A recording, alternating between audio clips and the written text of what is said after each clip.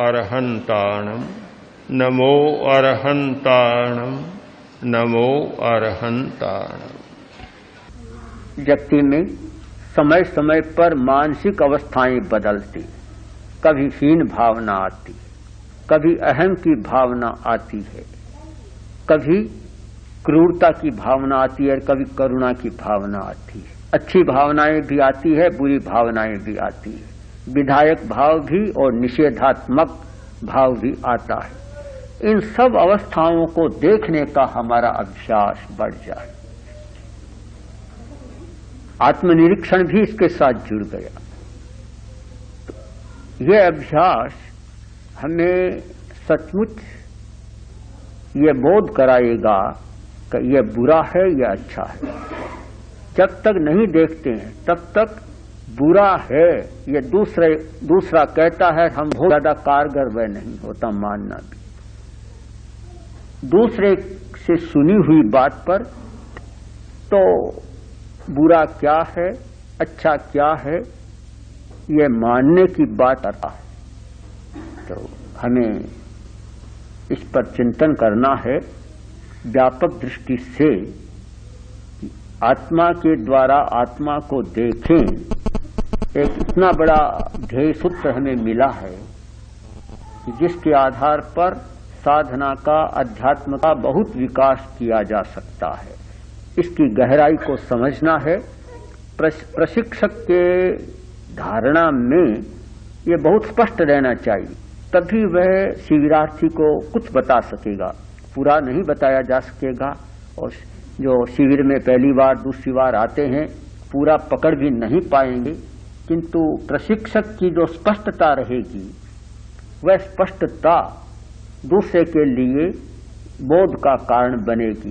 यदि प्रशिक्षक भी अस्पष्ट है और केवल वह दोहरा देता है कि आत्मा के द्वारा आत्मा को देखो, उसे पता ही नहीं कि किसको देखें कौन देखे, इसका भी पता नहीं है, तो फिर वह क्या स्पष्टता दे सकेगा। इसलिए प्रशिक्षक के लिए बहुत आवश्यक है कि वे हर बात को गहराई के साथ समझे।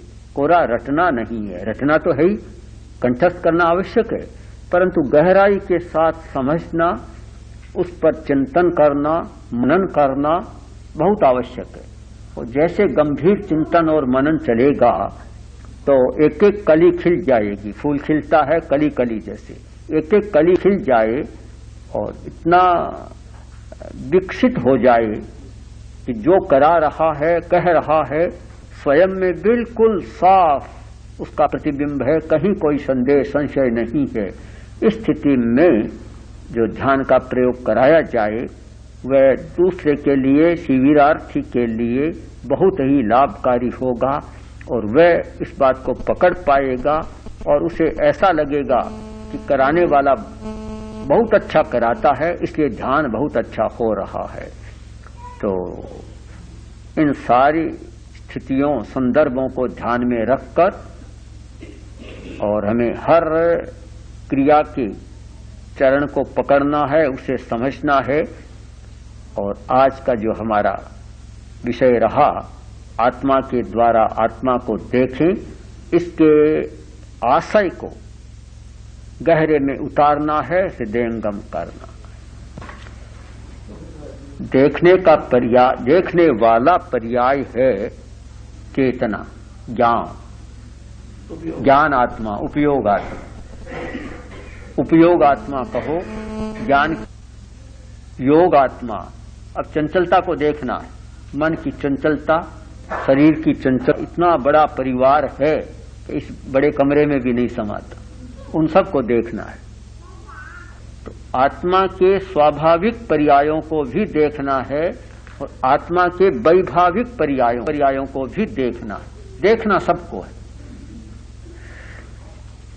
आ रहा है तो वहां से जो चैतन्य आ रहा है, सूरज है, अब सूरज की रश्मियां आ रही है, तो द्रव्य आत्मा चैतन्य का पिंड है, वहां से ज्ञान की रश्मियां आ रही है और वे रश्मियां जब यहाँ आकर अपना काम करती है तो उनका नाम बन जाता है उपयोग आत्मा। तो बस हम उपयोग यानी ज्ञान की प्रवृत्ति करते हैं तो हम देखते, तो एक ये भी हो सकता है कि प्रशिक्षकों के मन में कोई प्रश्न हो तो वे रखते, उन पर विचार हो जाए, अन्यथा हम चलाएं। जिज्ञासा हो तो वो रखे। हाँ,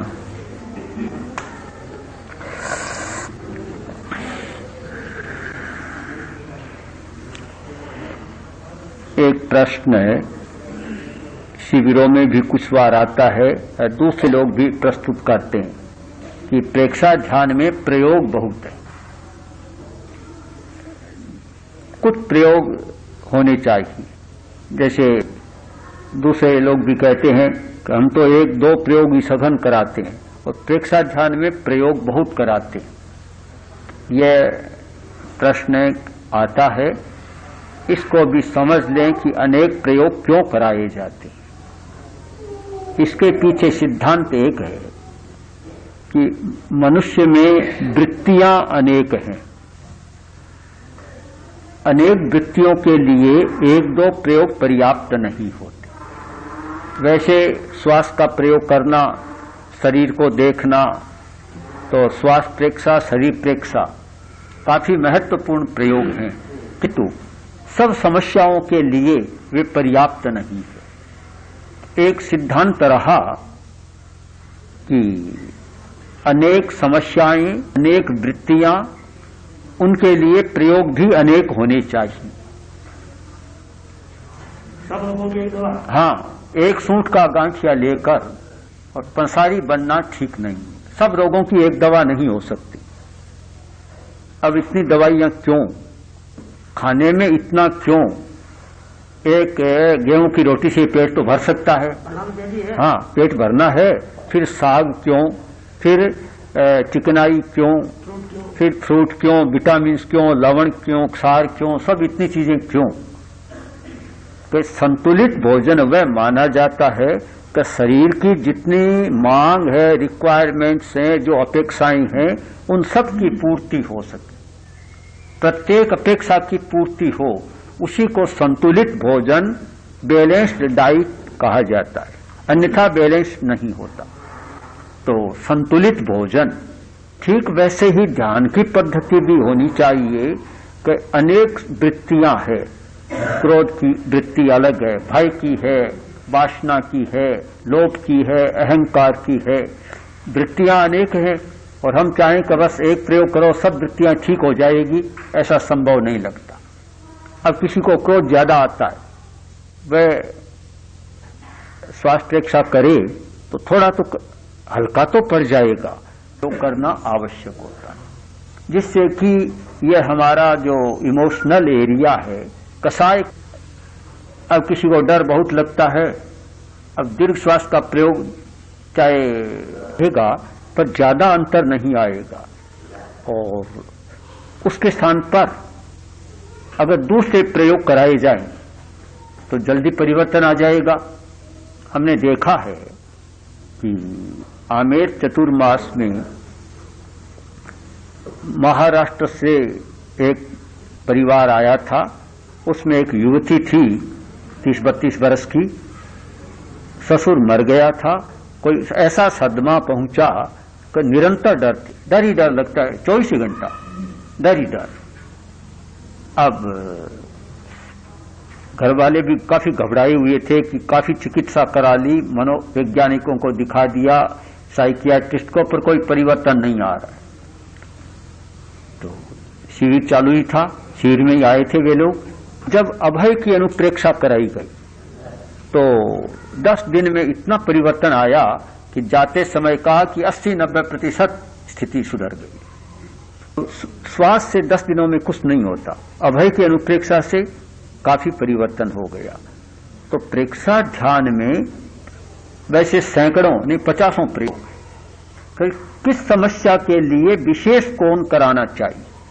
सामान्य प्रयोग तो चलते हैं, असामान्य प्रयोग अच्छे हैं, किंतु विशेष के लिए विशेष प्रयोग। आजकल जैसे डॉक्टर बनते हैं, सामान्यतः MBBS, MD, MS ये सारे कर लेते हैं, डॉक्टर हो जाते हैं, किंतु आजकल स्पेशलाइजेशन का और चला है। विशेषज्ञ, आई स्पेशलिस्ट, आंख का हार्ट स्पेशलिस्ट, अलग अलग बीमारियों के लिए स्पेशलिस्ट बने हैं। तो हमें भी ये ध्यान में रखना है कि ध्यान की दो पद्धतियां, एक सामान्य पद्धति जिसमें दीर्घ श्वास, कायोत्सर्ग,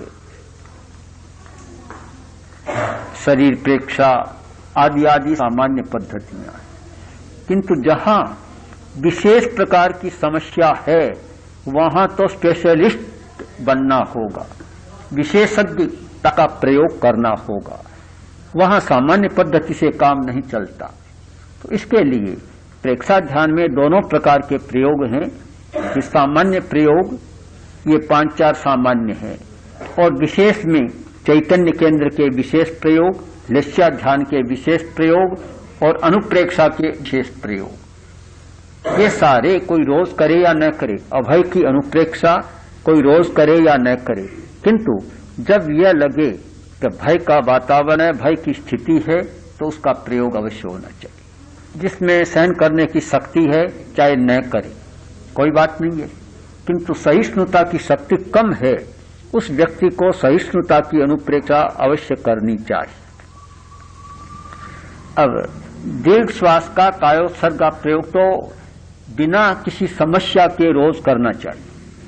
वह तो है दाल रोटी, और कोई विशेष खाए या न खाए, दाल रोटी आदमी खाता, वैसे दाल रोटी जैसी बात है कि प्रतिदिन उसका अभ्यास होना चाहिए।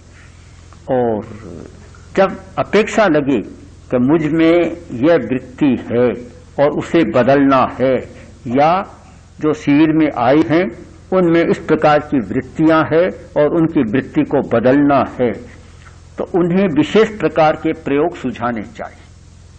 शिविर में समस्या रखते हैं और समस्याओं के बाद अगर सामान्य प्रयोग ही कराए जाएं, जो सब शिविरार्थियों को कराए जाते हैं, तो उसको ज्यादा संतोष नहीं होगा। उससे विशेष प्रकार के प्रयोग कराने चाहिए। इसलिए निराश ही हो सकता है। हाँ, निराश हो सकता है। इसलिए प्रशिक्षक को दोनों प्रकार के प्रयोगों की जानकारी होनी चाहिए। ये तो सामान्य प्रयोग हैं जो शिविर में चलने ही चाहिए, और ये विशेष प्रयोग हैं जो विशेष समस्या और विशेष स्थिति पर कराए जाने चाहिए। यह तो नहीं कि कोई भी डॉक्टर, वैद्य सब दवाइयों को एक साथ काम में लेता है। एक साथ तो नहीं लेता, सैकड़ों दवाइयां पड़ी है, और हो सकता है 10 दिन कोई दवाई काम ही न आए, सामान्य काम आ जाए। किंतु जब विशेष प्रकार के रोगी आते हैं तो उन दवाइयों से काम लेना होता है। सामान्य रोगी को कोई वैद्य ये लवंग, सूंठ, पीपर, काली मिर्च दे देगा, इनसे काम चला लेगा। किंतु विशेष रोगी आ गया, इनसे काम नहीं चलेगा, वहां तो फिर बड़ी औषधियों से काम लेना पड़ेगा। तो ठीक यही बात है कि विशेष स्थिति के प्रयोग विशेष प्रकार के और सामान्य स्थिति के सामान्य प्रकार के। तो यह प्रयोगों का एक वर्गीकरण ध्यान में रहे। यह वर्गीकरण है सामान्य प्रयोगों का और यह वर्गीकरण है विशेष प्रयोगों का।